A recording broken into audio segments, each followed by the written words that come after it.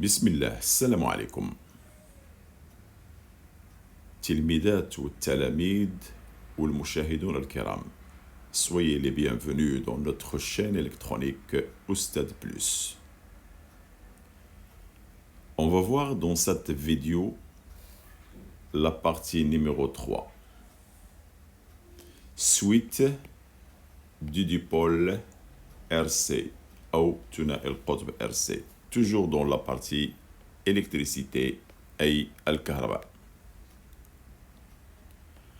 Comme d'habitude, je commence par un rappel sur ce qu'on a vu dans les autres parties. Et j'insiste sur la partie précédente, bien sûr. On a vu la réponse d'un dipôle RC à un échelon de tension, أي استجابة ثنائي القطب RC لرتبة التوتر. Et on a traité le premier cas, qui est le cas d'un échelon montant de tension. Ça veut dire le cas du charge d'un condensateur. أي حالة رتبة صاعدة للتوتر اللي هي حالة شحن مكثف. On vous a montré un montage avec un système d'acquisition pour représenter ou visualiser des courbes. Alors les deux courbes intéressantes pour nous, ce sont la courbe de UC en fonction de T et aussi l'intensité du courant en fonction du temps. Alors dans le cas du charge, toujours à l'instant 0, la tension elle est nulle.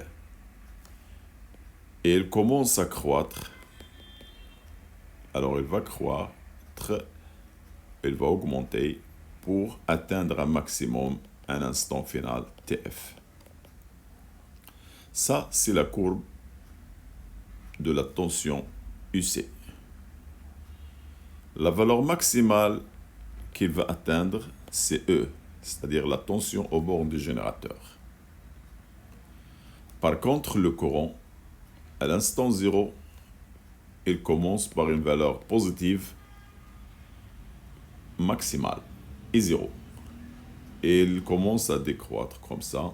Il diminue, diminue, diminue pour atteindre une valeur nulle à un instant T final. Avec ce temps-là est le même que celui-là.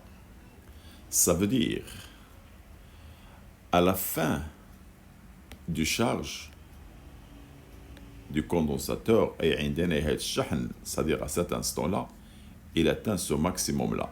Ça veut dire la tension, elle devient égale à E. UC, il va avoir sa valeur maximale qui est égale à E. Par contre, à l'instant T final pour le courant, il s'annule. Donc le courant, il devient nul. Alors, on a vu aussi que dans le cas d'un échelon descendant de tension, c'est-à-dire dans le cas de décharge d'un condensateur, أي حالة رتبة نازلة للتوتر يعني حالة تفريغ مكثف. Pour la tension UC en fonction de T.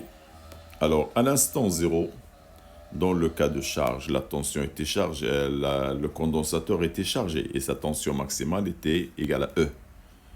Maintenant, il va diminuer au cours du temps pour s'annuler. Un instant T final, il devient nul.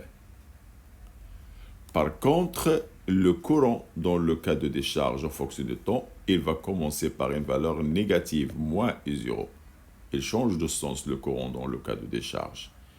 Et il va augmenter, augmenter, augmenter pour s'annuler à un instant T final.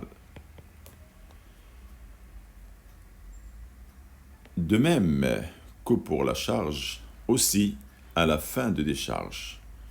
Regardez à la fin de décharge. UC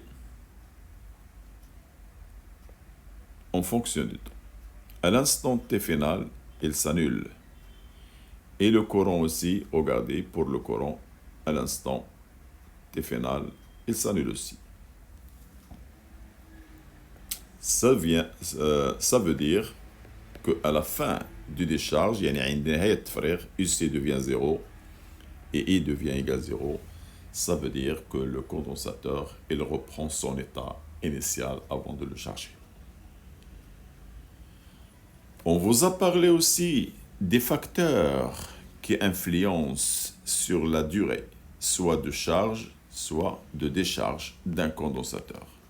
أي العوامل المؤثرة على مدة الشحن أو التفريغ. Il y a deux paramètres. Il y a la résistance et la capacité du condensateur. On vous a montré que si la résistance du conducteur ohmique augmente, la durée de la fin du charge ou bien du décharge, il va aussi augmenter. De même pour la capacité, si on fait augmenter la capacité du condensateur, la durée finale, soit du charge, soit de décharge, il va aussi augmenter. Ou bien le produit RC, qu'on a représenté par taux. S'il augmente ce produit-là, aussi le temps final du charge ou de décharge, il va augmenter. Et on a nommé la constante taux qui est égale à RC, constante du temps du dipôle RC.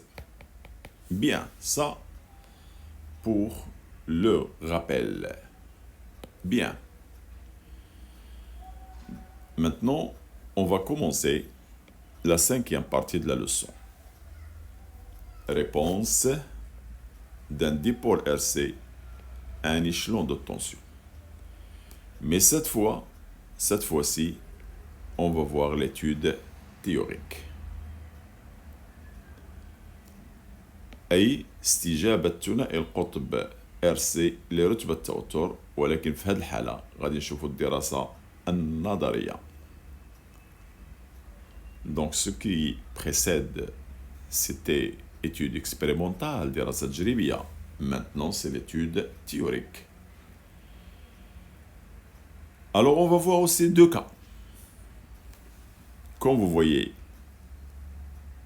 5.1, c'est le cas d'un échelon montant de tension. Ça veut dire le cas de charge d'un condensateur. Et dans la suite, on va voir le cas de décharge. أي غنشوفوا حالة رتبة صاعدة للتوتر، يعني حالة شحن مكتف. وفي الفقرة الموالية غنشوفوا عكس هذا، يعني حالة رتبة نازلة، أي حالة تفريغ مكتف. Regardez comment on peut représenter ce cas. AT inférieur à 0. La tension du générateur est nulle, c'est-à-dire absence du générateur. Et à l'instant T supérieur à 0, U égale à E, c'est-à-dire présence d'un générateur. Je peux représenter ce truc-là avec une courbe. Regardez l'instant 0. Avant 0, la tension est nulle. Après 0, la tension, il va prendre une valeur constante, E, c'est ça. Ces symboles, ils représentent le cas de charge d'un condensateur ou bien la réponse du dipôle RC à un échelon montant de tension. Alors, dans ce cas-là, comme ce qu'on a vu dans l'étude expérimentale, pour avoir le cas de réponse d'un dipôle RC à un échelon montant de tension, c'est-à-dire le cas de charge d'un condensateur, il doit y avoir présence d'un générateur dans le circuit comportant RSA. Voilà le circuit de notre partie. Un résistor de résistance R, un condensateur de capacité C, en présence d'un générateur, plus, moins, tension constante de valeur E. Et voilà notre circuit. Bien. On va exploiter ce schéma en posant des questions, comme les questions qu'on va vous donner dans les exercices, bien sûr. Je commence par les questions habituelles. Le sens du courant. Alors, regardez le générateur. On vous a donné E vers le haut. Alors, essayez d'apprendre ces deux cas qu'on va vous parler maintenant dans ce schéma-là. Il y a la convention générateur et la convention récepteur. Qu'est-ce qu'on veut dire par convention générateur? Ça veut dire au bord d'un générateur, la tension électrique et le courant, ils ont le même sens. Donc ça veut dire le courant, il est toujours dans le sens de E. Je continue maintenant le sens du courant I. Voilà. Il va descendre. Encore. Et il va revenir. Alors, on vous demande de représenter les tensions électriques aux bornes du conducteur ohmique et du condensateur en respectant la convention récepteur. Alors, regardez pour le conducteur ohmique. Le courant il descend vers le bas. Alors, puisque c'est un récepteur, donc la tension elle va avoir un sens opposé. Donc, voilà la tension UR. De même pour le condensateur. Le courant il descend vers le bas, c'est un récepteur, donc la tension elle est vers le haut. UC.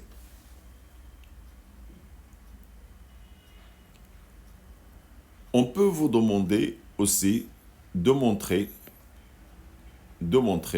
comment on peut brancher un oscilloscope pour visualiser cette tension UC. Vous allez prendre maintenant les deux bornes du condensateur, du bas et du haut, et vous mettez deux traits comme ça. Regardez la flèche de UC vers le haut, donc vous allez mettre ici une flèche, et vous allez écrire Y. Ça, c'est la voie de l'oscilloscope.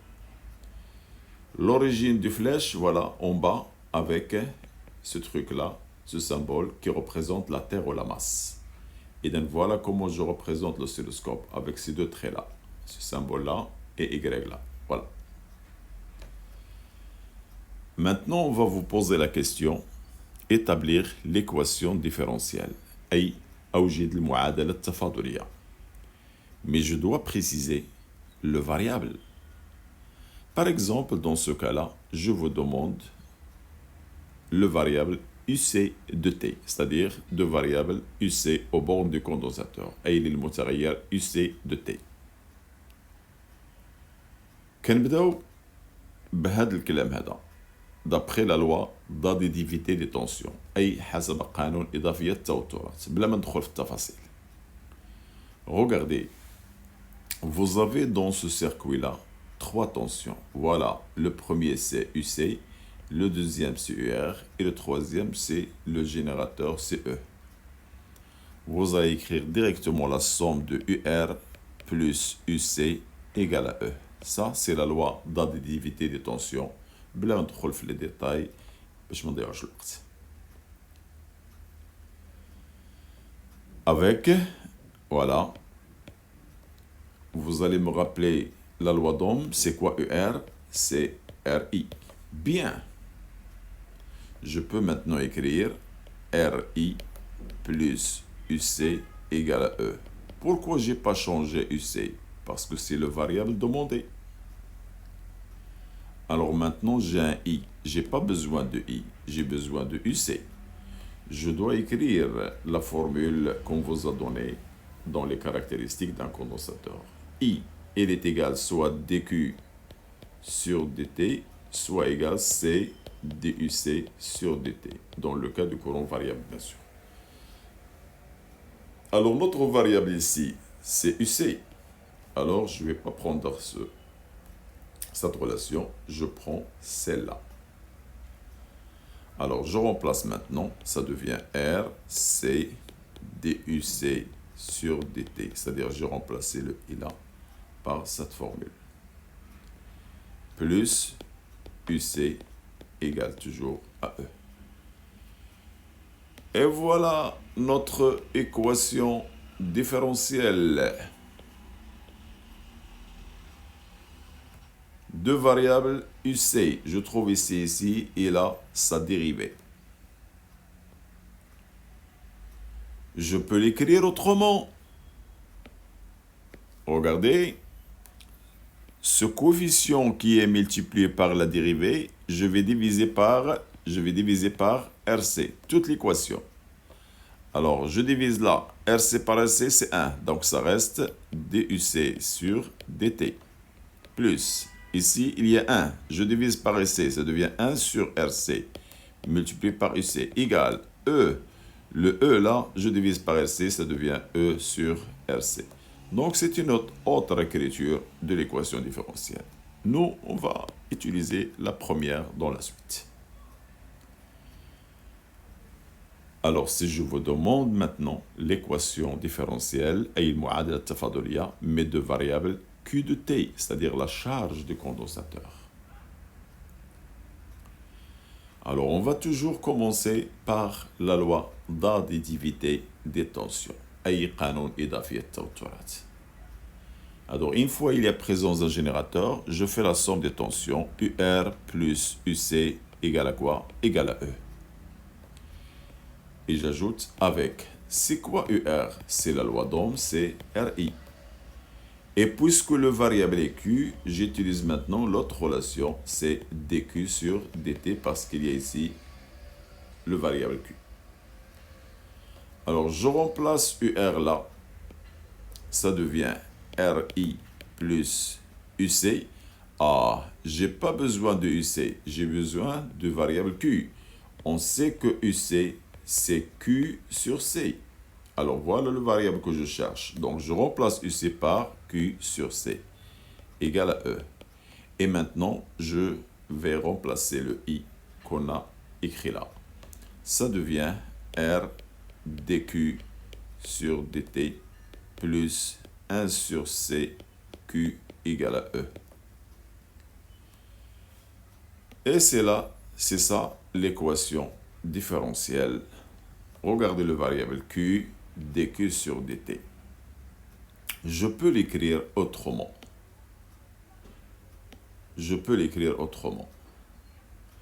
Ce coefficient multiplié par la dérivée, je vais diviser par. Alors, je divise l'équation par R. Il me reste là, R sur R, c'est 1, donc il me reste dQ sur dt, plus je divise là par R, ça devient 1 sur RC Q, et je divise là par Q, ça devient E sur R. Voilà une autre écriture de l'équation différentielle. Bien. Dans la question suivante, on va vous demander de vérifier la solution de l'équation différentielle. Alors moi, je prends la première de variable UC par exemple. Alors comme je peux prendre la deuxième de variable Q, bien sûr. Alors nous, on va parler du variable UC de T. C'est ça l'équation qu'on a trouvée. Je peux vous la montrer encore une fois. Voilà, c'est celle-là. Voilà l'équation numéro 1.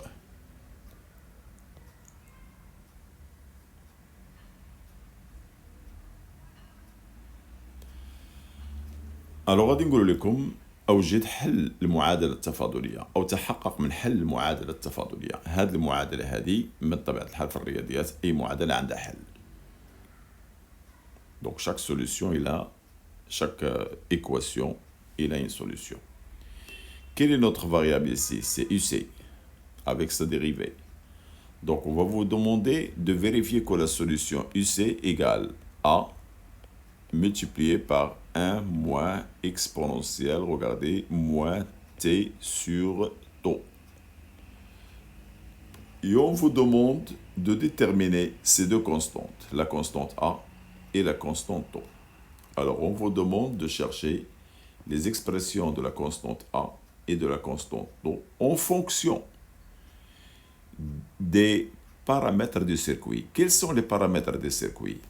Il y a la résistance, il y a la capacité et il y a la tension bande générateur. Donc, je cherche le A et le taux en fonction de ces paramètres.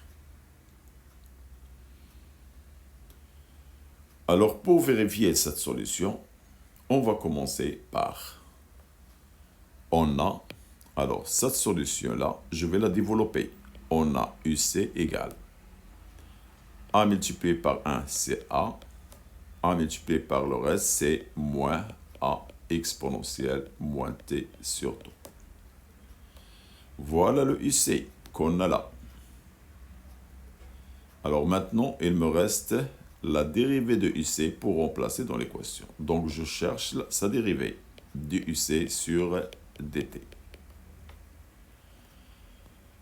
Avant de commencer cette dérivée, je dois vous rappeler de quelques propriétés. أذكركم بعض الخاصيات الرياضية. Alors, la dérivée par rapport au temps d'une constante, une constante, c'est toujours égal à quoi? À 0. Bien. La dérivée, regardez, par rapport au temps de l'exponentielle plus ou moins une constante alpha multipliée par le temps. Moi, je dérive par rapport au temps. Voilà le temps. Je laisse tranquille. Elle est égale. Alors, regardez, c'est très important ce qu'on va faire maintenant. La dérivée par rapport au temps de l'exponentielle de plus ou moins un coefficient alpha multiplié par le temps, je prends ce coefficient avec le signe plus ou moins. Je le mets en bas, plus ou moins alpha. Et j'écris de nouveau la fonction exponentielle plus ou moins alpha t. Voilà, ça c'est une propriété. Je peux l'écrire ici. La dérivée par rapport au temps de l'exponentielle plus ou moins alpha t, elle est toujours égale, regardez, ce coefficient-là du temps, je le descends en bas, plus ou moins alpha. Je laisse le temps, bien sûr, et j'écris encore de nouveau plus ou moins alpha t. Bien.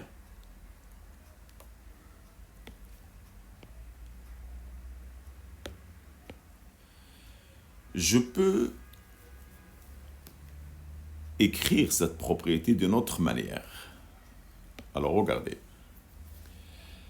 La dérivée par rapport au temps de l'exponentielle moins t sur tau.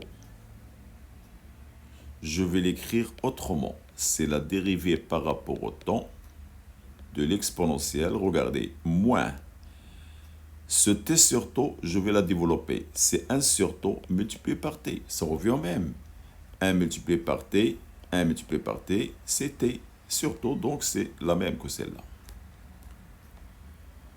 Alors vous allez me dire pourquoi tu les as séparés.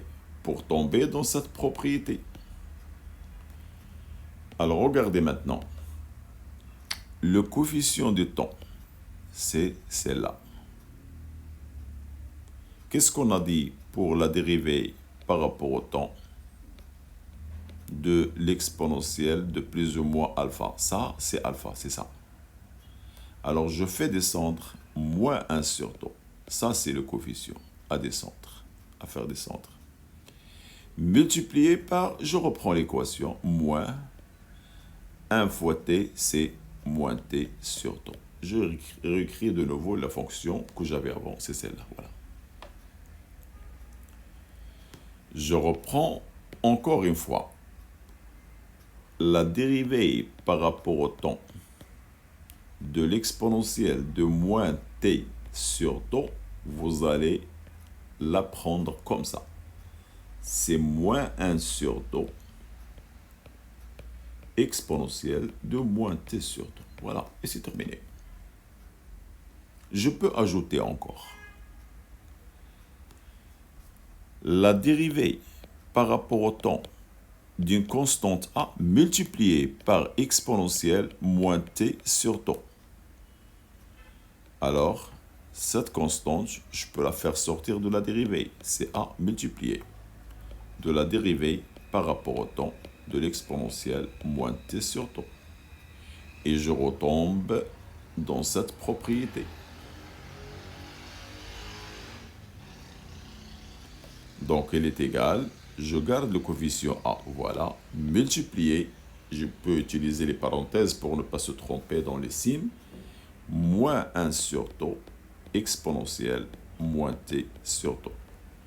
Je peux l'écrire directement, est égal. A fois moins 1, c'est moins a sur tau exponentielle moins t sur tau. Donc, je peux l'écrire ici, dérivée par rapport au temps d'une constante a multipliée par l'exponentielle moins t sur tau, elle est égale. Le a multiplié par moins 1 sur tau exponentielle moins t sur tau. Alors, si on apprend ces propriétés, on n'aura aucun problème dans les solutions des équations différentielles.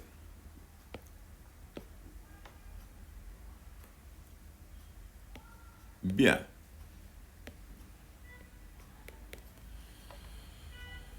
Je reprends notre solution. Pour vérifier la solution, alors je vous ai dit que j'ai développé la fonction donnée qui est la solution. Voilà, le A multiplié par 1, c'est A. A multiplié par moins, c'est moins A exponentielle. Ainsi de suite. Alors ce UC-là, on l'a déjà ici. Il me reste à chercher la dérivée de UC. Alors voilà la dérivée de UC que je cherche. Ça veut dire, je dérive cette fonction-là. Alors la dérivée de UC, c'est la dérivée de A moins la dérivée de celle-là. A, c'est une constante. À quoi est égale sa dérivée? C'est 0. Bien. Moins la dérivée par rapport au temps de A exponentielle moins t sur temps. Eh bien, regardez, cette dérivée-là, c'est celle-là. C'est une propriété.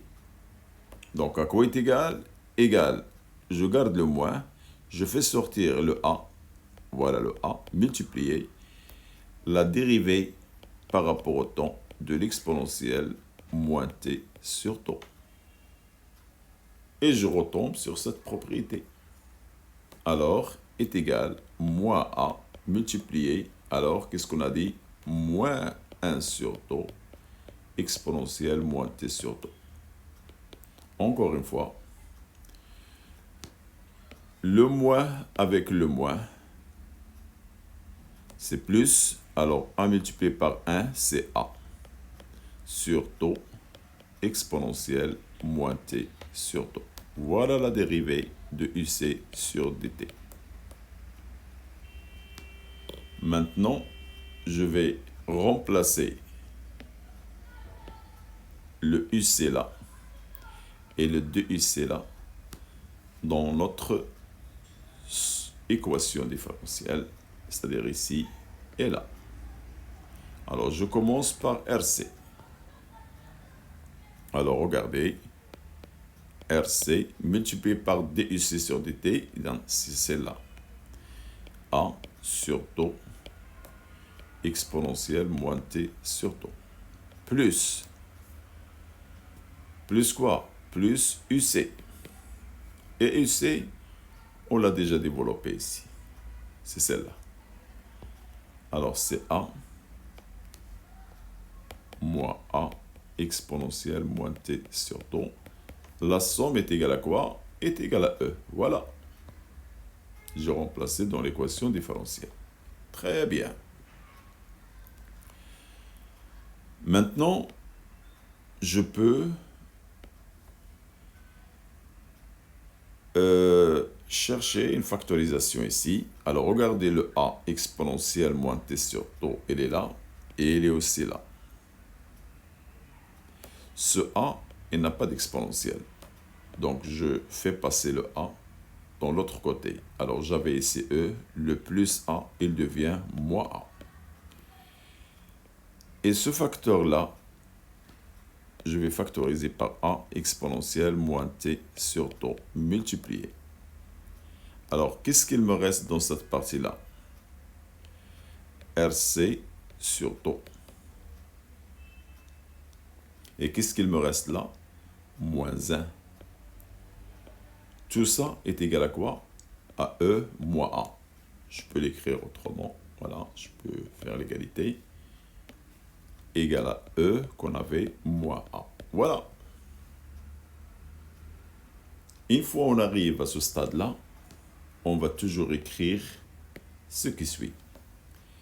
Ce facteur-là, il est toujours différent de 0. Donc on va écrire quel que soit t. A exponentielle moins t sur taux, il est différent de quoi? De 0. Parce qu'il ne peut s'annuler que à l'instant t égale l'infini. Alors que la durée de la charge de décharge, c'est-à-dire le régime transitoire, il dure quelques fractions de secondes, donc il ne va jamais s'annuler.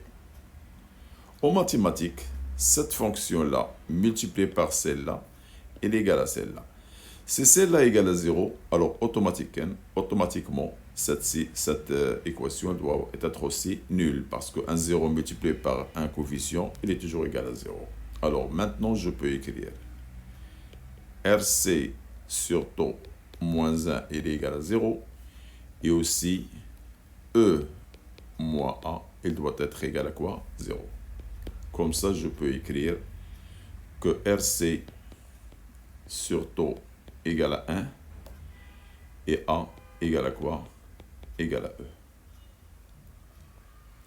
Je peux continuer là. Alors, le taux, il est égal à quoi? RC. Et voilà la constante du temps du dipôle RC qu'on a parlé avant, dans les facteurs ou bien les paramètres qui influencent sur la durée de la charge. Et aussi, on garde toujours le A égal à quoi? Égal à E. Maintenant, je peux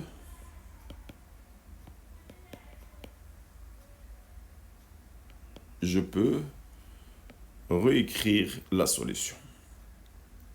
Alors, on vous a dit, vérifiez que la solution s'écrit UC de t égale à A multiplié par 1 moins exponentielle moins t sur taux. Qu'est-ce qu'on a trouvé? On a trouvé que A est égal à E, je vais remplacer, alors est égal à E multiplié par 1 moins exponentielle moins t sur taux. Et j'ajoute avec le taux qu'on a trouvé, c'est toujours quoi? Le taux égal RC. C'est une condition. Je vais vous montrer que c'est une condition, bien sûr, pour que ce qu'on vous a donné, c'est une solution. Alors, vous allez maintenant me remplacer cette condition taux RC là. Si je remplace taux par RC, alors j'aurai RC sur RC, ça va me donner 1. 1 moins 1, c'est combien? C'est 0. 0 multiplié par ce coefficient, c'est 0. Donc, autrement dit, c'est A égale à E, E moins E égale à 0, donc il est vérifié. Maintenant, vous allez retenir que ce qu'on vient de trouver, UC de T, alors au lieu de A, je remplace le A par ce qu'on a trouvé, les E, multiplié par 1 moins exponentielle T sur taux, et ça va devenir pour nous une loi qu'on peut l'utiliser par la suite. Mais en n'oublions pas d'écrire toujours avec ce taux-là, c'est RC. Et c'est ce qu'on va appeler la constante du temps. C'est une constante de quoi? Du temps. De quel dipôle? Du dipôle RC. Bien. On va maintenant vous demander de déterminer l'expression de l'intensité du courant. Alors regardez, petit c, expression de I de t. Très bien. Pour déterminer cette expression, on ne doit pas oublier qu'on a une relation de I de t. Alors rappelez-moi la relation I égale soit dq sur dt, soit c duc sur dt. Alors pourquoi j'ai utilisé la deuxième? Parce que notre variable ici c'est uc. Et ce uc, on l'a ici. Voilà. Donc pour déterminer l'expression de I, on doit dériver uc qui est celle-là. Alors je reprends encore une fois. C'est quoi uc? Je vais développer cette équation. C'est E multiplié par 1, c'est E, moins E exponentielle moins T sur taux. Et je n'oublie pas que taux toujours égal à quoi? RC dans le cas du besoin. Alors moi, dans cette expression, j'ai besoin de la dériver. Donc je vais dériver cette fonction du UC sur dt. Et voilà, encore une fois, la dérivée de UC, c'est la dérivée de E. E, c'est une constante, c'est 0. Moins la dérivée de cette expression. Ah, E, c'est un coefficient. Je fais sortir à l'extérieur. Multiplié par la dérivée de l'exponentielle moins t sur tau. Je vous rappelle, regardez la dérivée de l'exponentielle. C'est moins 1 sur tau. Je le réécris de nouveau.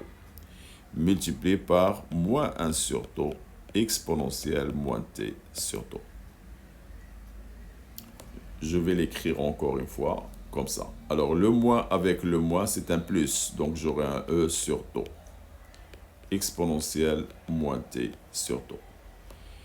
Et je n'oublie pas que tau, c'est quoi? C'est RC. Donc, je peux l'écrire, c'est E sur RC exponentielle moins t sur tau.